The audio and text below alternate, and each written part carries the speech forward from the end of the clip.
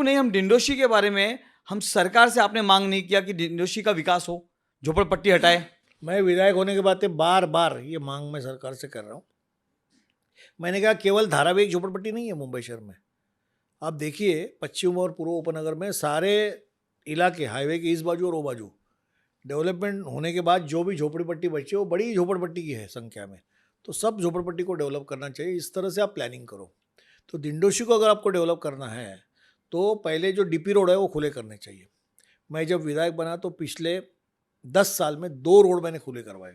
आपको पता होगा, एक नर्मदा हॉल से पठानमढ़ी जाने वाला रास्ता जिसमें डिस्प्यूट था, मैं कमिश्नर साहब को 3 बार वहाँ लेके आया और वो रास्ता हमने खुला किया। उस वक्त वहाँ के मेरे नगर सेवक थे गणपत वारी से, वो चाहते थे कि साहब ये अपने को रोड खोलना चाहिए और हम लोगों ने प्रयास किया। तो उस वक्त के मेरे साथी जितने नगर सेवक थे उन्होंने मुझे मदद की और महानगर पालिका से वो रोड खुलवाया।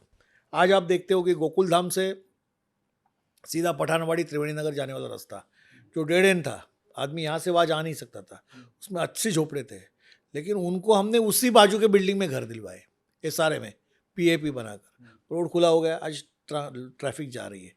और तीसरा रोड ऐसा है कि जो कन्यापाड़ा से संजय नगर से सीधा रत्नागिरी जाता है, बीच में आप देखा होगा कि वहाँ जो एक कंपाउंड का नाम है मोरिया कंपाउंड जिसमें डिस्प्यूट था, ये कोर्ट केस वहाँ भी थे। रूम से हाँ, तो बीएमसी ने उसको सब सेटल करके वहाँ के लोगों को हमने घर दिया और पूरा रास्ता रत्नागिरी तक हमने शुरू करवा दिया। बड़ा चौड़ा, लंबा चौड़ा रोड। तो उसके कारण ट्रैफिक जो कंजम्पशन हो रहा था वो नहीं हो रहा है।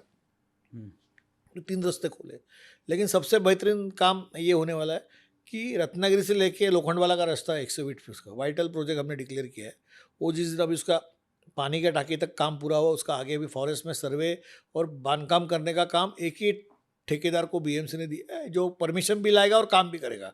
वो शुरुआत है। वो अगर रोड खुलता है तो उसके लिए भी हम लोखंडवाला तक जाएंगे। और दूसरा संस्कार कॉलेज से जीजी मालकरी, इसका काम अब शुरू है। और चौथा रोड है लोखंडवाला से लेके अप्पापाड़ा। ये जो रोड खुलेंगे तो डेवलपमेंट जो आजू बाजू में है वो आसानी से हो जाएगी और इसके लिए मेरा प्रयास चालू है। और मैं ये कहता हूँ कि ये इसकी रोड के अंदर जो झोपड़े हैं, इन झोपड़ों को 3 किलोमीटर के अंदर इसी कुरार में जो बिल्डिंग बन रही है अभी एसआरए में, उस एसआरए के बिल्डिंग में उनको जो पीटीसी है उसको कन्वर्ट करो पीएपी में। और मैंने कमिश्नर को खत दिया है, विधानसभा में इसके बारे में मांग की है, आश्वासन मुझे दिया है मिनिस्टर ने कि हम आजू बाजू के 3 किलोमीटर के अंदर जितने पीटीसी होगा उसको पीएपी में कन्वर्ट करके हम उसको घर देंगे। और उसको शुरुआत भी हो गई है। तो यहाँ पर पीटीसी नहीं, 5000 घरों की जरूरत है, इसीलिए जो घर बनेंगे वो पीटीसी का पीएपी में कन्वर्ट करके शासन को हमें देना है, तो ये दिंडोशी डेवलप हो जाएगी। तो पीटीसी, और ये शासन की जिम्मेदारी है। तो पीटीसी में लोग कुर्ला, धारावी, ओसिरा यहाँ से नहीं आ सकते? देखिए, दिंडोशी में बाहर से आने की जरूरत ही नहीं है।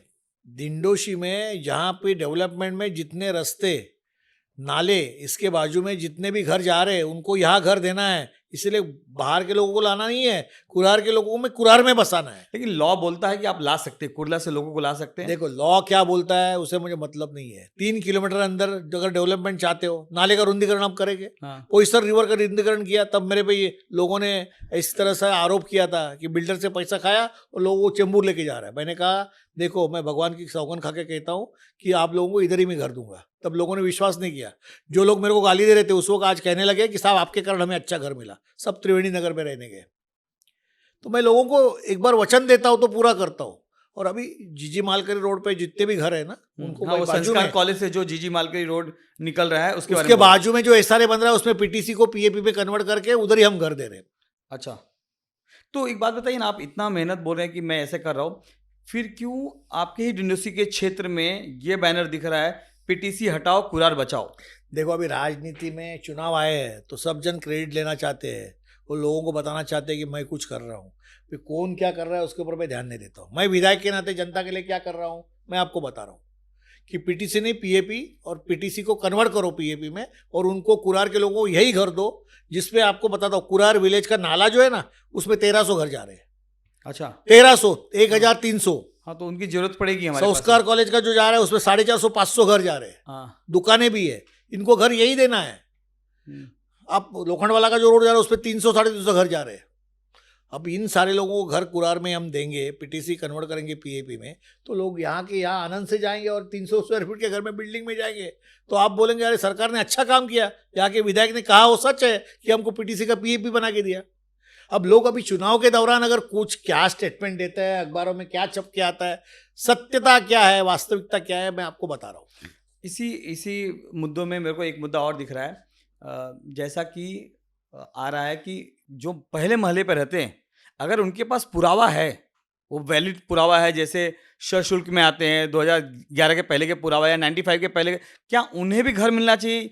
इस बारे में भी आप समझ लो 2011 का सशुल्क जो है वो वाइटल प्रोजेक्ट जो होता है बड़ा 100 करोड़ के ऊपर का प्रोजेक्ट होता है, उसमें अगर लोग आते हैं, अगर एसआरए में आते हैं, तो उनको हम सशुल्क में घर देते हैं, जिसका शासन की ओर से पैसा भरा जाता है। एसआरए में होगा तो डेवलपर उसका पैसा भरता है, महानगर पालिका प्रोजेक्ट में हो तो महापालिका उसकी पैसा देती है।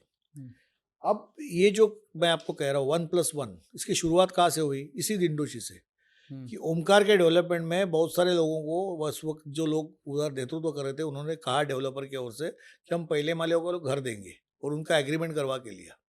और बाद में जब घर देने की नौबत आई तो उन्होंने त मीन्स ग्राउंड फ्लोर ऐसा बताकर पहले माले को भी घर दिया। तो कई लोग कोर्ट में गए, उसकी तकरार हो गई, फिर मालूम पड़ा कि पहले माले को हम घर नहीं दे सकते।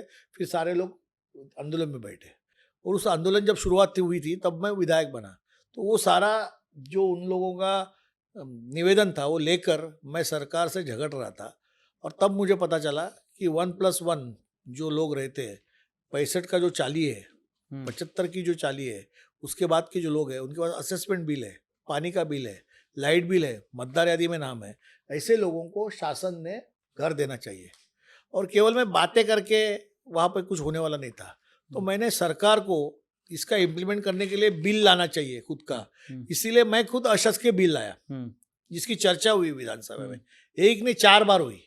उसमें और सारे पार्टी के जितने हमारे विधायक थे उन्होंने सहभाग लिया, और उन्होंने कहा कि ये होना चाहिए, सुनील प्रभु जो मांग कर रहे हैं उसके लिए हमारा सपोर्ट है।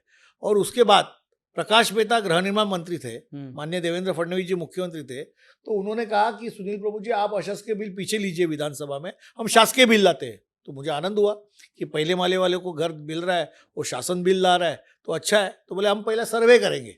तो अभी सर्वे उनका चालू ही है, लेकिन अभी पहले माले वाले का घर देने का परिपत्रक अभी तक निकला नहीं है, और इसके बारे में सरकार ने कोई निर्णय नहीं लिया। लेकिन मेरी लड़ाई चालू है।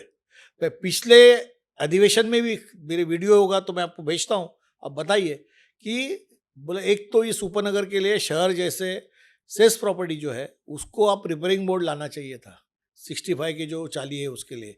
वो उपनगर में आपने रिपेयरिंग बोर्ड नहीं लाया। एसआरए में आज डेवलपमेंट हो रहा है, वहाँ के लिए ये धोरण बनाना था, वो आपने नहीं किया।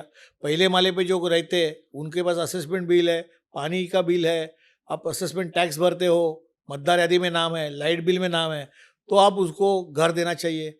ये विषय में आपने परिपत्रक नहीं निकाला, और उनको अभी तक कुछ आप उसके बारे में निर्णय नहीं ले रहे, तो एसआरए की स्कीम भी पूरी नहीं होगी ना।